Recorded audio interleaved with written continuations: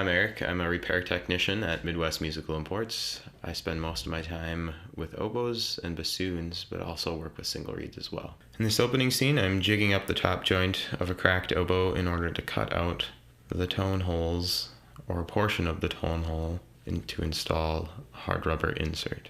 We have a series of graduated diameters and cutters that we use to do this, and pilots that fit down inside the tone hole to help sight or guide the cutter.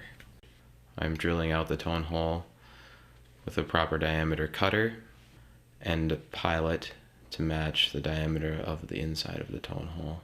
This specific crack is generally longer than most that I experience. It runs through 3 different tone holes and up.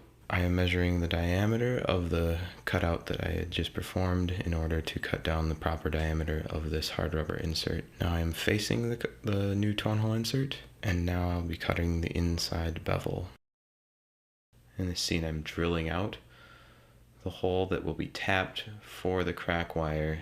The crack wire is what holds one side of the crack to the other. Here you can see how fine the crack wire is next to the picture of that ruler.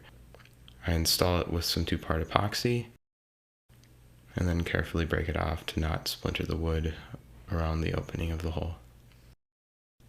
After the crack has been pinned, we then open it back up slightly in order to fill it in with some very fine cyanoacrylate, also known as super glue.